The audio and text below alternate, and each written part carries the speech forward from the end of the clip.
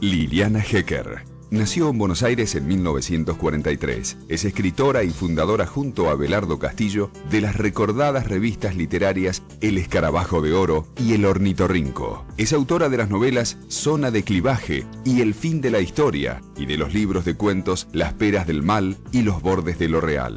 La Muerte de Dios es su último título publicado. Bueno, La Muerte de Dios se llama el nuevo libro de Liliana Hecker, libro de cuentos excelentes.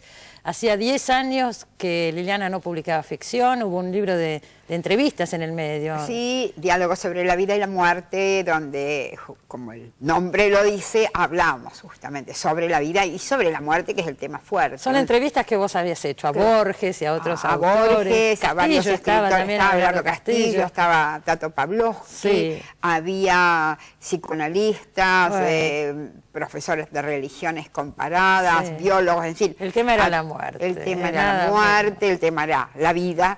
Y lo traté de encararlo desde distintos aspectos. Es un libro fascinante, pero no era que ficción. No había ficción. Y vos sos una escritora de ficción, fundamentalmente. Sí, yo soy fundamentalmente una escritora de ficción. Es decir, siento que el eje de mi vida es la escritura de ficción. Todo lo demás, todo lo que me apasiona, porque realmente hay muchas cosas que me apasionan, pero jugar al tenis, por ejemplo, también jugar al tenis, dar talleres literarios. Sí, cómo no. Hay muchas cosas que me apasionan, pero lo que organiza todo a su alrededor, lo que de alguna manera le da sentido a todo lo que yo hago, es la escritura de ficción. Cuando, como en este caso, pasa un periodo tan largo, el que no publicó, eso es anecdótico. Que no escribís. El que no podía terminar, ¿Y qué no pasaba? podía ponerme a escribir. ¿Qué pasa ahí? Es muy complejo,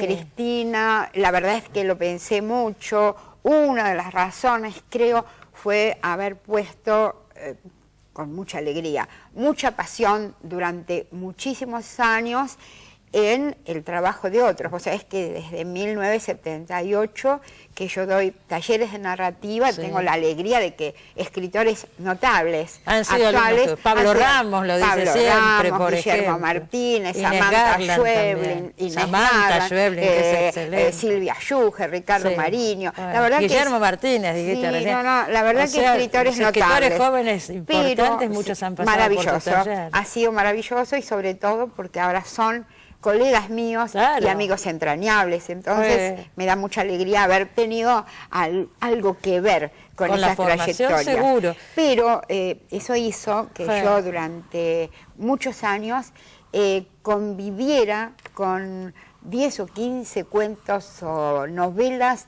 de otros y puse mucha pasión en todo eso y de alguna manera sentí que eso me chupaba cierta energía creadora. Entonces, a principios del 2009, decidí tomarme un año sabático, que fue un año y medio en realidad. Hasta mediados del 2010 no di talleres. ¿Y ahí escribiste estos cuentos? No. Ahí empecé a escribir y empecé a preguntarme qué me había pasado y qué es eso de escribir ficción, algo que desde la adolescencia yo había hecho con cierta naturalidad, porque la escritura no es un proceso homogéneo, hay épocas en que uno escribe mucho y hay épocas de un parate, en que uno se interroga, en que uno se inquieta, pero nunca me había pasado un parate tan largo y aún en una etapa en que de pronto me pregunté, ¿y si nunca más puedo escribir? Porque creo que sí, que con oficio uno siempre puede escribir un cuento correcto, pero a mí los cuentos correctos no me interesan. Quiero un mundo que quiero revelar. Y eso es lo que uno revela a través de la ficción. Y eso se había apagado o interrumpido de alguna manera. Yo supongo que se tiene que vivir con mucha angustia. Acabas de decir que es el eje de tu vida, que ordena tu vida, y decir, bueno, capaz que no puedo hacerlo más. Y siempre hay motivos, digamos, a medida que va pasando el tiempo, hay siempre cuestiones sobre las que uno se interroga. Puede caer en un pozo y no salir más, o de pronto puede salir con un nuevo conocimiento y un nuevo ímpetu. Creo que es más ahora, cuando ya este periodo pasó, me planteo que es más saludable eso que me pasó, ir encontrando aquello que yo tenía necesidad de escribir, que escribir por inercia, cosa que también pasa, Sí, vos te das cuenta que profesional, ¿no es hay cierto? grandes Uno ya tiene autores, las herramientas. autores de obras notables que de alguna manera en algún momento de su vida empiezan a publicar otras novelas y uno dice, ¿para qué publicó esto? Si ya había hecho cosas notables. Ya había pasado la historia con lo que había Así hecho. que creo que la crisis ocurre frecuentemente, y que algunos la atraviesan escribiendo por escribir y no se dan cuenta de que están atravesando una También crisis. pasa que hay casos, no tantos en la Argentina, pero en el mundo, que la propia máquina editorial de publicar te va llevando... Sí, bueno, nadie te pone un revólver en la cabeza. ¿No es cierto? No, por supuesto que la responsabilidad de cada uno, pero digo, uno lo ve, porque toma libros nuevos de algunos autores y dice, ¿para qué esto? Bueno, se ha hecho cosas muy superiores. Bueno, la máquina de publicar es un problema de las editoriales, no de los escritores. No veo por qué uno tiene que alimentar esa máquina. De ninguna manera, Uno se toma pero bueno, su tiempo. es un criterio también respetable y digno de recalcar, me parece, acá. Ahora, yo tengo entendido que vos volviste, el disparador fue que te encargaron para un programa de radio, que era el aniversario. A ver, eso fue, hay varios disparadores. Uno, digamos, un texto, se supone que un proyecto de novela que yo empecé a escribir a principios del 2009 cuando estaba dando un seminario en la Universidad de Virginia. Uno de los desprendimientos de esa novela que no ocurrió y creo que no va a ocurrir fue La muerte de Dios. Es decir, de pronto hubo una derivación. Una derivación en esa novela, lo que vendría a ser, o lo que empezó siendo una especie de vuelta atrás en la protagonista, que tuvo mucho que ver con lo que ahora es La muerte de Dios. Estaba escribiendo y de pronto me planteé que era eso lo que yo quería escribir, y que la protagonista que estaba apareciendo, digamos, en ese texto que hoy es La muerte de Dios, no tenía nada que ver con la protagonista de la novela que yo había empezado. Claro. Entonces empecé a trabajar en ese proyecto todavía muy vagamente. Lo otro a lo que vos hacés referencia fue realmente un disparador en todo sentido. Tal vez eso que yo estaba buscando desde que dejé de dar taller, que es la recuperación plena de las ganas, o del hambre, como lo llamaba Quiroga. Horacio Quiroga hablaba mucho del hambre, y cuando él empezó a envejecer y a enfermarse y a sentir que ya no podía ni escribir ni vivir como antes, hablaba de que eso que estaba perdiendo era el hambre. Bueno, un gran amigo, un gran periodista, Julio Ruthman, de Mendoza, como su enorme, maravilloso programa de radio El Candil cumplía 15 años, me invitó, como a otros escritores, a participar en los festejos, y lo que él había propuesto es que los escritores invitados hiciéramos un cuento, escribiéramos un cuento basado en la obra de un artista plástico mendocino. Y a mí me mandó dos, de una artista, Marcela Furlani, a quien yo no conocía, sí la conocí cuando fui a Mendoza. Elegí uno y después no sabía qué hacer con eso, porque era una fotografía, hermosa la fotografía. Pero no te inspiraba nada. Y dije, ¿qué hago? Un patio después de la lluvia, unos sillones de fierro, unos almohadones anaranjados. ¿Por qué estos almohadones anaranjados que parecen no tener nada que ver? Y cuando empecé a pensar por qué estos almohadones, se me empezó a ocurrir la historia como se me ocurrían historias en la época en que yo era escribía cuentos continuamente. Sí. Y la verdad es que lo escribí, que llegué, en muy poco tiempo escribí ese cuento con una enorme alegría. Lo pude leer en los festejos para el Candil y supe que iba a ser uno de los cuentos de ese libro que yo ya sabía que se iba a llamar La muerte de Dios. ¿Y cuál es? ¿Qué cuento del libro es? El visitante. El visitante. El visitante. Sí, el libro empieza con una novela, digamos. Vamos a decir que La muerte de Dios, el primer cuento y el último, son novelas, son de una extensión que está entre el cuento y la novela, ¿no es cierto? Así son es. Cuentos muy largos. Muy largos. Esos dos, los que el resto del libro no.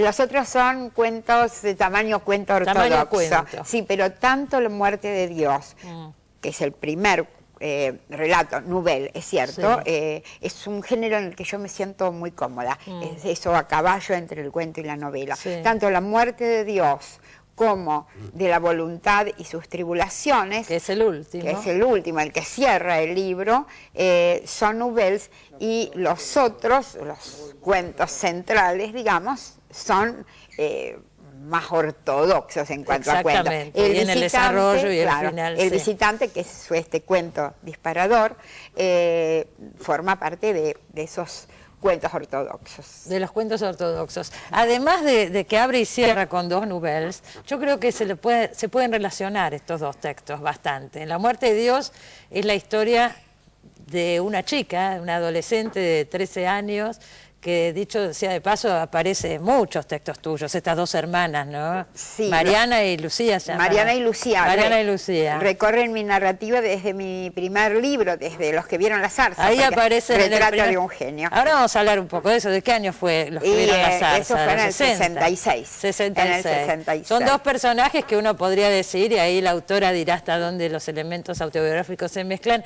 que uno podría reconocer la historia tuya y de tu hermana. Sí, en algún punto, ¿no es cierto? En varios puntos, es decir, realmente, yo nunca, cuando hablo de ficción, siempre soy un poco cautelosa con el término autobiografía, Seguro. porque ya al recortar un hecho determinado, digamos, uno va modificando, incluso uno modifica ciertos hechos, ciertos acontecimientos, porque de pronto no caben en la estructura.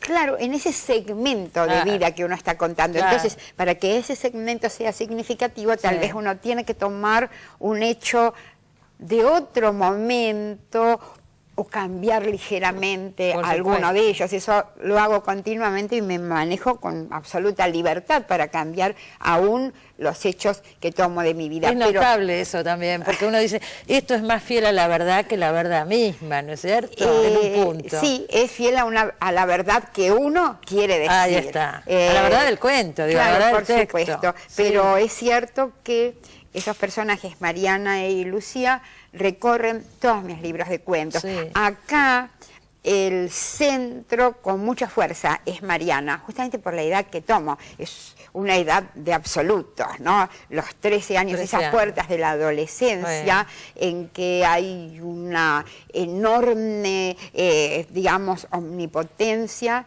una gran ignorancia, al punto que uno cree que todo aquello genial que se le ha ocurrido, lo ha pensado uno por primera vez. Sí. Y eso es maravilloso, y al mismo tiempo, bueno, con el tiempo te das cuenta que otros lo han pensado. Ella descubre a Epicuro y dice, qué suerte, Epicuro es uno que ha pensado lo mismo que pensé yo, ¿no? Claro, me reconozco tanto en Epicuro. Claro, exactamente, y se maneja, pero con una naturalidad enorme, digamos, porque siente que esas cosas que se le ocurren nunca han sido pensadas antes, y de alguna manera, sí, a los 13, 14 años, una lo está inventando todo. Exactamente. Entonces es una mezcla de ignorancia, genialidad, calentura. No, pero además es una mezcla de una serie de situaciones que pasan en la vida de este personaje, tanto en la vida como en su cabeza y en sus emociones, pero además está la relación con Dios que le da el título, ¿no es cierto? Lo que más me importaba, o el centro, además de esa edad tan potente que son los 13 años, que es las puertas de la adolescencia,